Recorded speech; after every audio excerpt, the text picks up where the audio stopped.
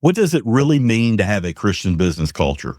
Is it about hanging a framed Bible verse on the wall, playing Christian music in the office, or only hiring people who believe the same way you do? Or is it something deeper?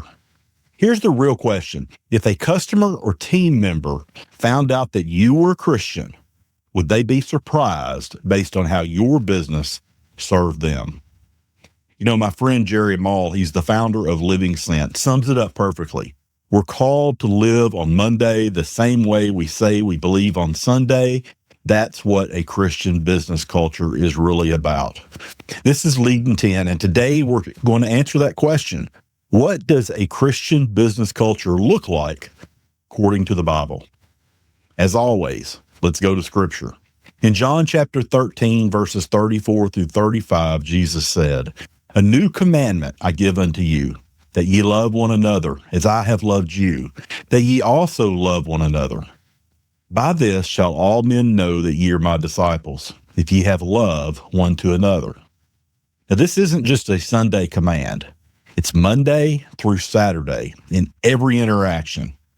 Then in Micah chapter 6, verse 8, we're reminded, "He hath showed thee, O man, what is good, and what doth the Lord require of thee, but to do justly, to love mercy, and to walk humbly with thy God." What powerful three things for us to do. And then Colossians chapter 3, verses 23 through 24, Paul says, "And whatsoever ye do, do it heartily, as to the Lord, not unto men, knowing that of the Lord ye shall receive the reward of the inheritance, for ye serve the Lord Christ." Here's the principle.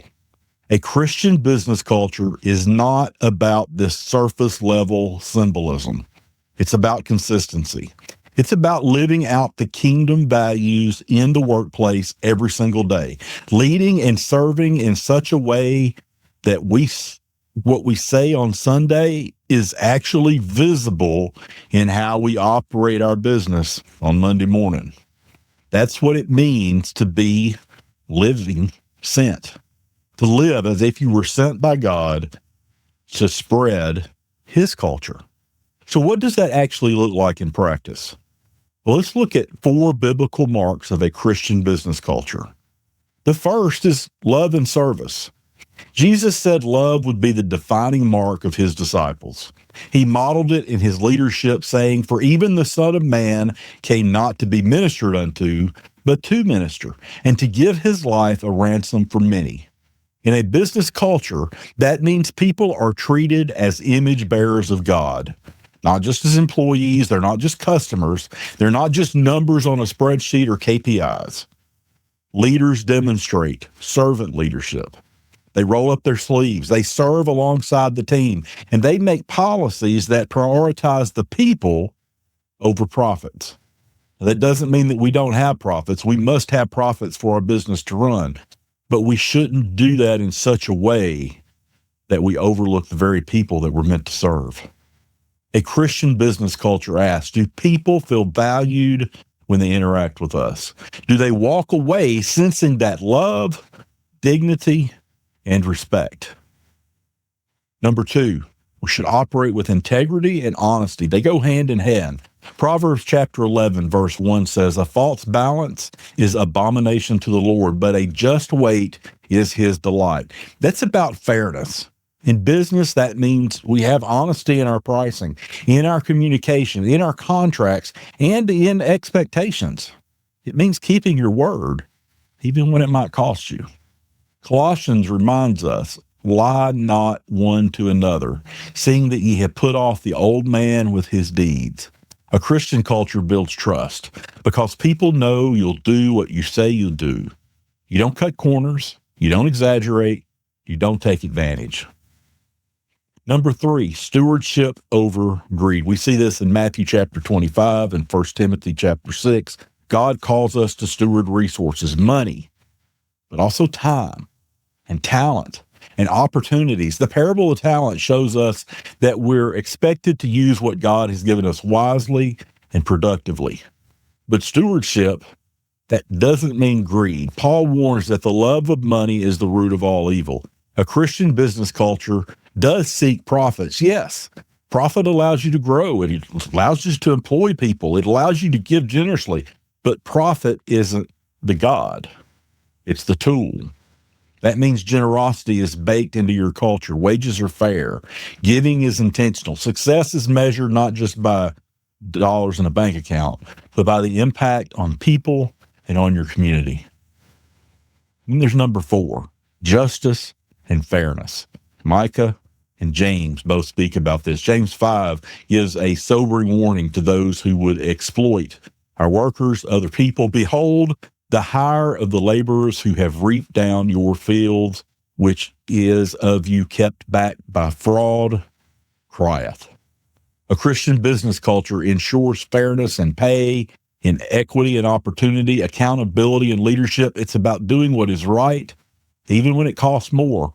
When discipline is needed, it's handled with fairness and with clarity. And when success happens, credit gets shared. Again, this is where this concept of us living like we were sent by God into the world to demonstrate the way that he operates comes in again. To live sent means we don't compartmentalize our faith. We don't do church and then do business. We don't act one way on Sunday and do something different Monday through Friday, as if they're two separate worlds. They're all one under God. Our business can become our ministry. But there's some traps that so many Christian leaders fall into. First, thinking that Christian culture means only hiring Christians. And that's not it. Paul worked with unbelievers, and Jesus discipled people before they fully believed in him. Look at the time he spent with the disciples who didn't even understand who he was or what was about to happen. The goal isn't to exclude, but to be a light when you're in the dark world. Second, putting a Bible verse on a mission statement, but running the company with cutthroat practices, worldly practices, it's hypocrisy. And people begin to see right through it. And third, forgetting that our testimony is in how we treat people. If customers and employees don't experience Christ in how we operate, it doesn't matter what we say on Sunday. Monday has already told the truth about us. Here's the good news. Building a Christian business culture is not about perfection. I've said this before, we're not perfect. We never will be, but it is about direction. And when you have that good direction, you have that impact on people. People understand. Every day you have the opportunity to align your leadership just a little bit more with Christ, to live sent, to bring Monday into alignment with Sunday.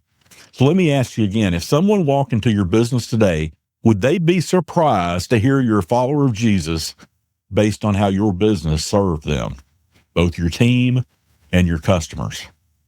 This week, I want you to pick one of those 4 marks that we talked about: love and service, integrity and stewardship, or fairness, and take one tangible step to strengthen it.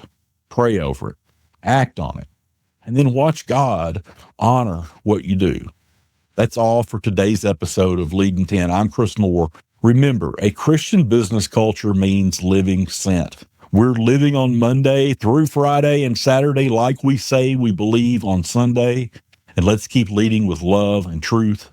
And I'll see you in the next episode.